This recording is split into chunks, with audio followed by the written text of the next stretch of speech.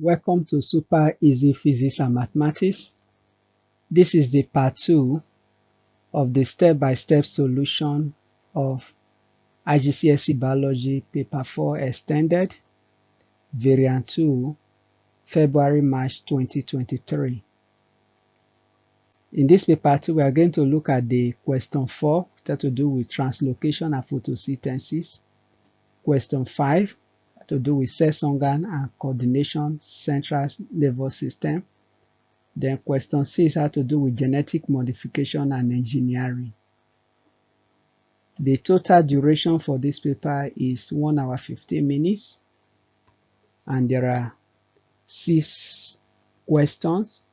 The first 3 questions were treated in part 1. So we are expected to answer all the questions. We've treated the first 3 questions in part 1. Then the total mark for this paper is 80. So let's go to question 4. Figure 4.1 is a photograph of a tree that has been girdled.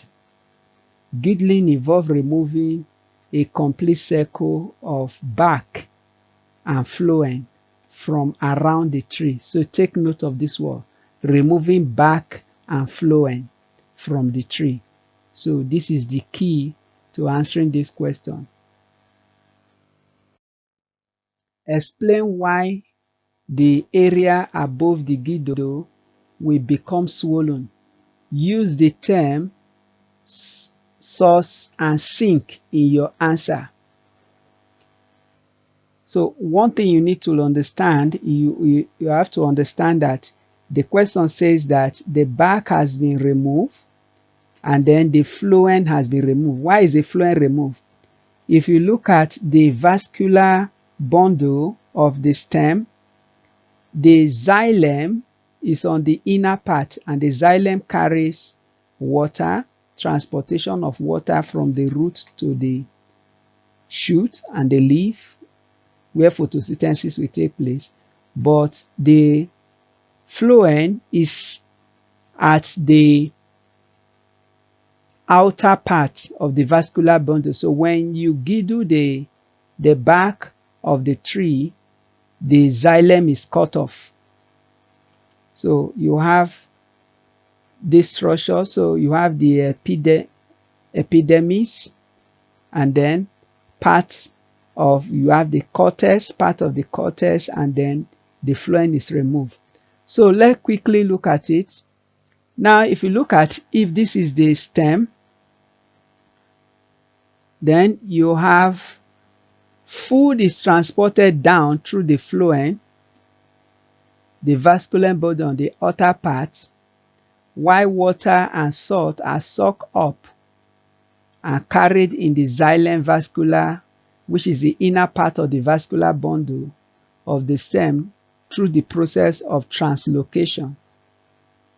So if you look at this diagram, so you have the xylem, which is the blue, on the inner part, carrying water and salt from the roots, carrying this salt and water upward.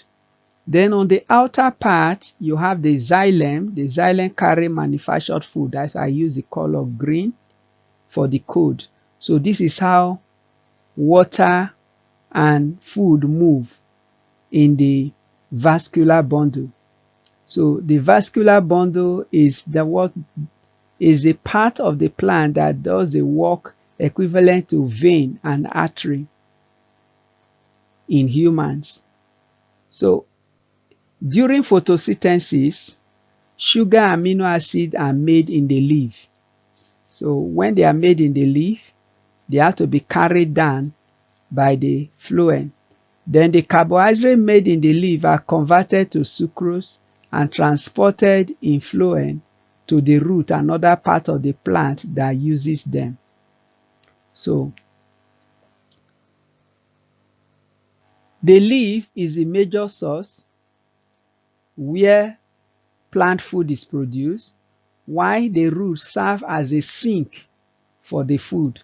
where the food flow to. So the guido cut off the phloem vascular bundle and the sugar and the amino acid that is flowing down. So that is why you see that the upper part of the guido gets swollen. So the amino acid are collected above the guido. So that answers the question.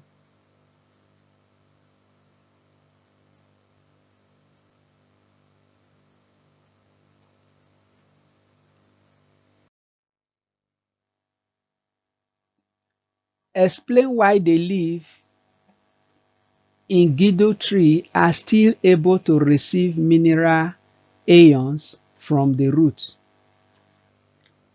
So if you understand the function of the xylem, and the phloem, the xylem is what carry the water and the mineral ions up, which is the inner part, and the question says that the phloem is the only part that is removed by the girdling. So the xylem is still intact. Mineral salts are transported from the root to the leaf through the xylem. The guido does not cut off the xylem, it is intact. So that's why the minerals can still get to the leaf. B. Explain why glucose made during photosynthesis is required for the absorption of mineral ion by the roots. One thing you should know, absorption of mineral ion by the root of plant is an active transport. So it requires energy because the nutrient is flowing against concentration gradient. So you need energy to be able to drive the movement of the ions. So the movement is from low concentrated region to high concentrated region. So if you look at it, you have the glucose, then you have when glucose is oxidized during respiration, it produces carbon dioxide, then water is removed as the second byproduct, and the energy is released. That is adenosine triphosphate, the energy that is released.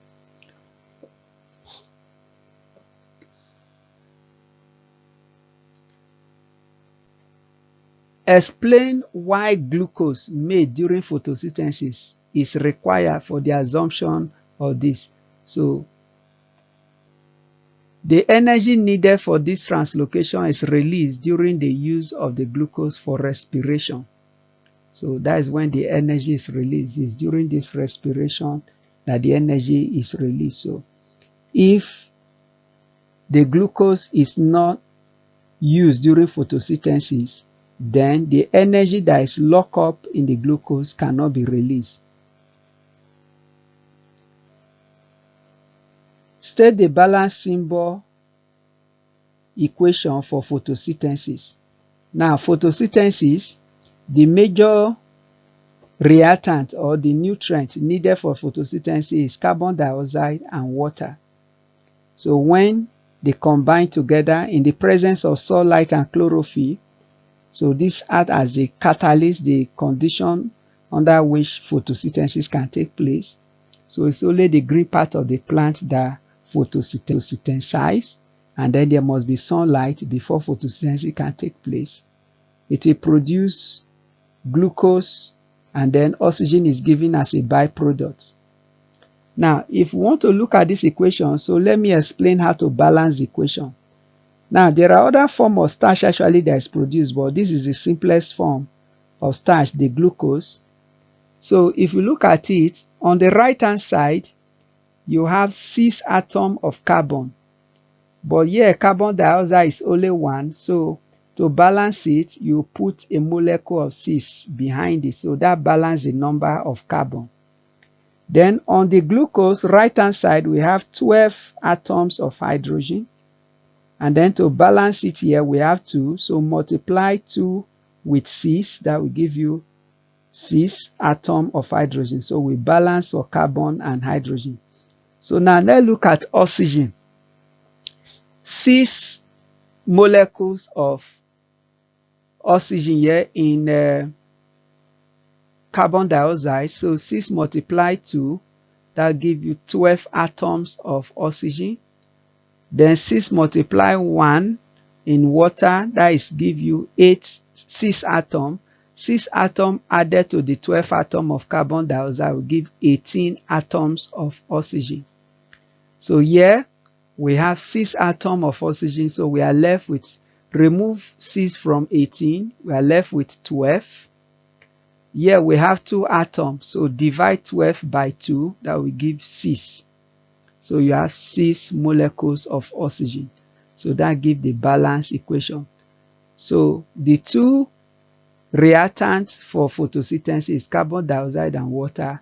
Then the product for photosynthesis is glucose and oxygen. Oxygen is given out as a byproduct. So this is the end of this question. So let's go to question 5. Question 5. The eye is a sense organ that is part of the nervous system. Explain why the eye can be described as a sense organ.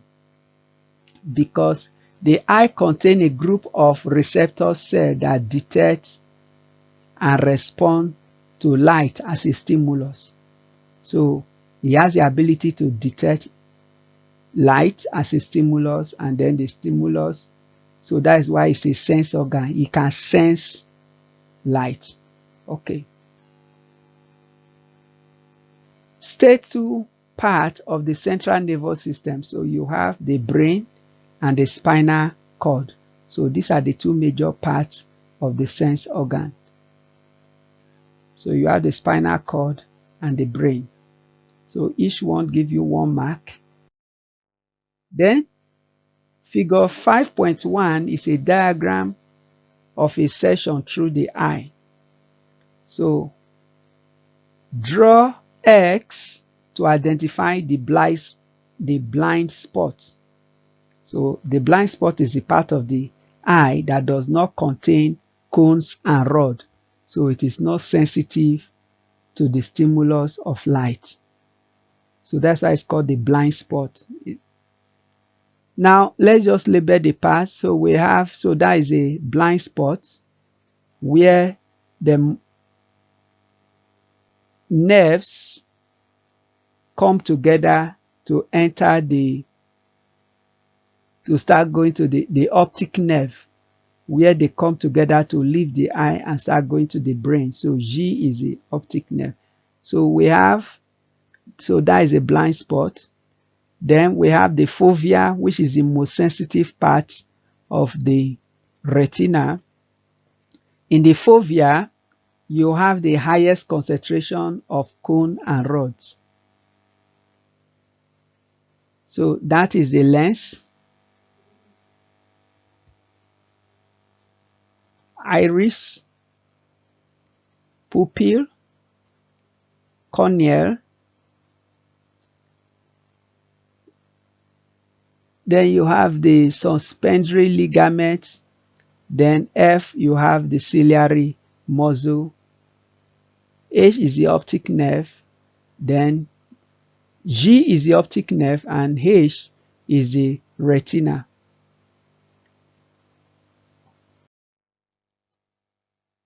Figure 5.1 shows some parts labeled in figure 5.1. Their name and their functions. So we have here, we have the name of the part, then we have the letter, then we have the function. So we have this, we have already labeled it in the previous slide. So we're going to identify the name. So what is the name of H? H is the retina. And what is the function of the retina? It contains receptor cells, that is the rod and the cones. Then Which part transmit impulse to the central nervous system? That is the optic nerve, that is G. Then the corneal, that is this part here, D. What do? Is to reflect light and allow light to enter into the eye because it's transparent. State the name and the two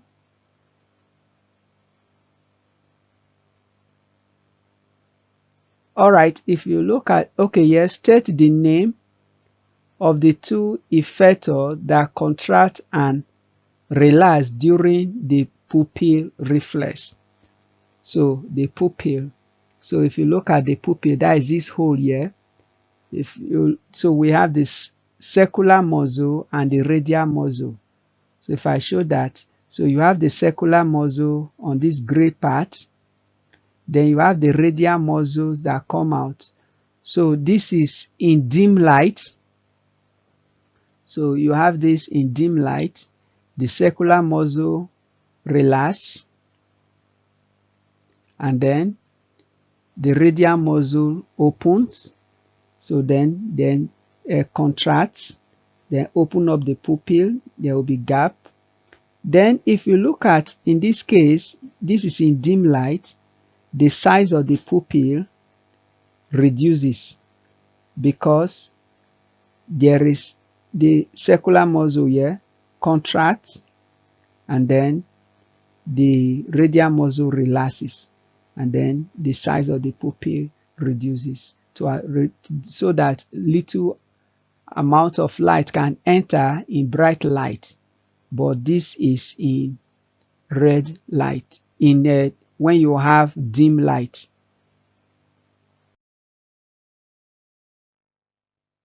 Explain why a person is unable to focus on distant objects if the suspensory ligament become permanently overstretched. Cannot. So take note. So let's look at when the eye is working. This part that I looked at it, unable to focus, that is a key word there. So when the eyes are working to view a distant object, the ciliary muscle relaxes. When the ciliary muscle relaxes, then suspensory ligament is pulled tight and then the lens is become thin. So this one to increase the focal length of the lens. So thin lens have a longer focal length so that you can focus on an object that is far away. So if we have that, this is for the normal condition. So take note of the question, why a person is unable to focus on a distant object. So what do you need to do here? You have to be the opposite of when the eye is working. So to view a distant object, the ciliary muscle must relax. Now, ciliary muscle relax because nothing affected it. They say that suspensory ligament is what had problem in this question. Now, ciliary muscle will relax, so it's still working perfectly. Then, it's supposed to work in combination with two. So, if the ciliary muscle relax, then suspensory ligament is supposed to pull tight. Now, suspensory ligaments can no longer become tight because it's already permanently overstretched. So it has lost its accommodation ability to contract and relax. So consequently, the lens is not stretched. So the lens becomes permanently thick. So, and that is why a person is unable to focus on distant objects because the ciliary muscle has lost its ability to contract. So that brings us, so this is the answer to the question. I decided to put this one because I just want to show you when the eye is not working. So let's go to the next question. Question 6. Golden rice is a type of rice that has been genetically modified to contain a nutrient called beta-carotene.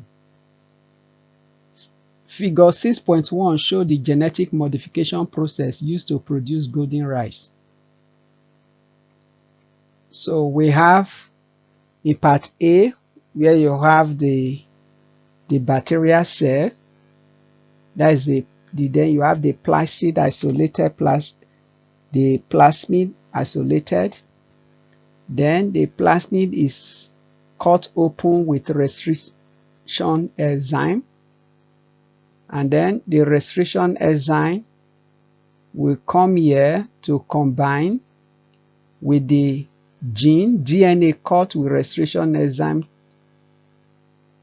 to isolated desired gene. So we have the plant. For example, in this case, we have the golden plant. So we have the DNA that have been isolated. So we have a particular characteristic, the gene that have been isolated. Then the gap here in the plasmid is filled up with the gene.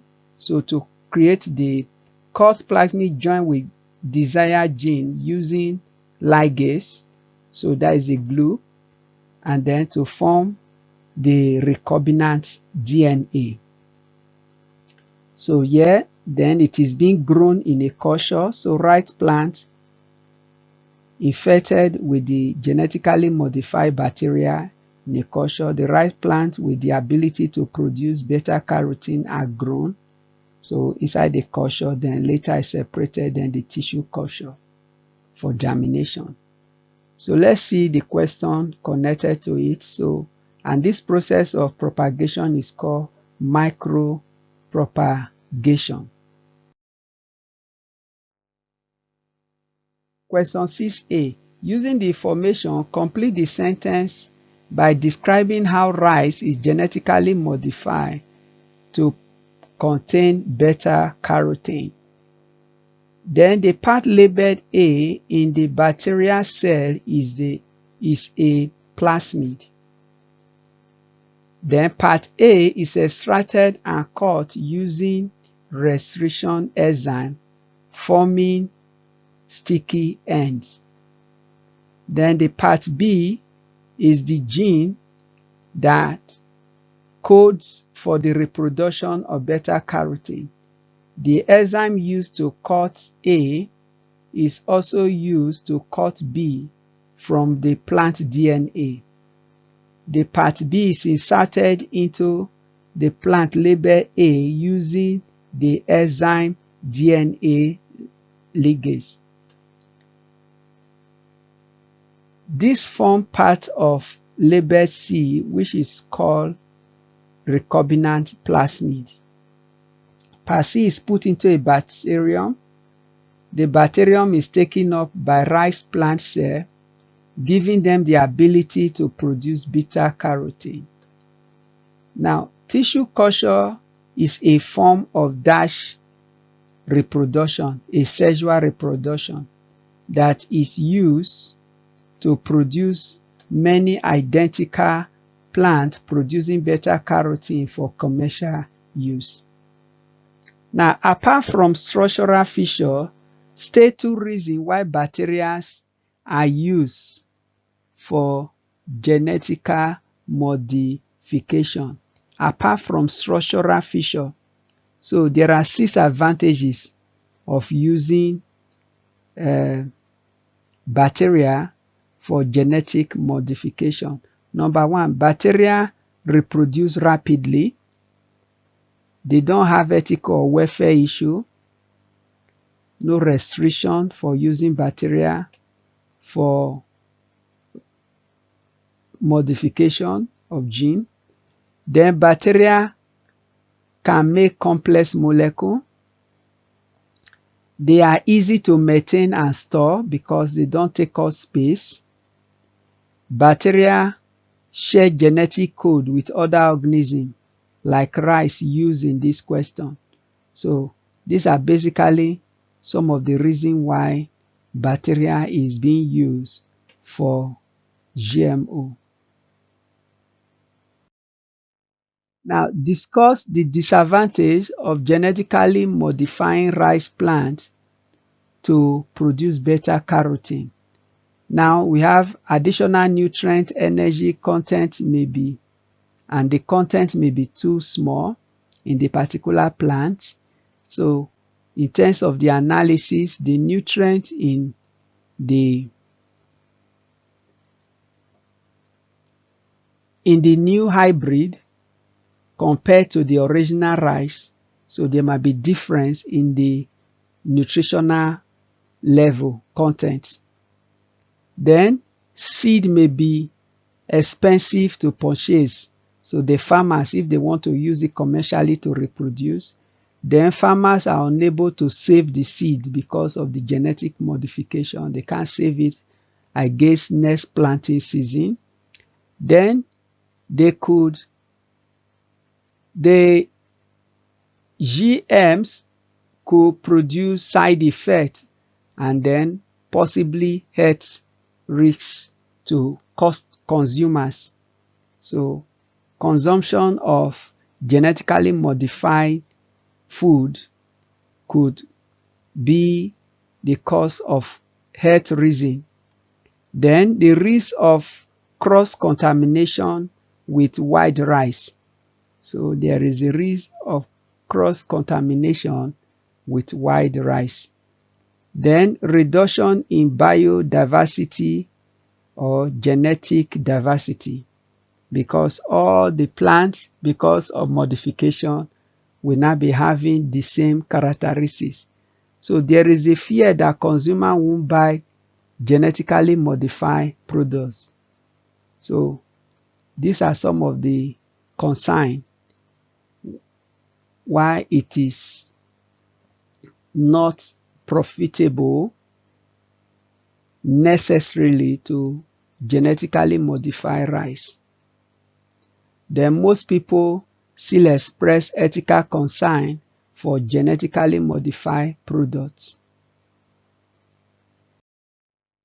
Now, beta carotene is required to produce vitamin A, which is essential for eye function. State the nutrients required to prevent scurvy and rickets. Scurvy, vitamin C, and then rickets, we have calcium or vitamin D. So that brings us to the end of this paper, which is the question 6.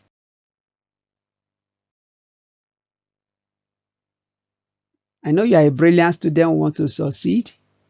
More tutorials solving past examination questions to assist you will be uploaded, so please subscribe and keep up to date.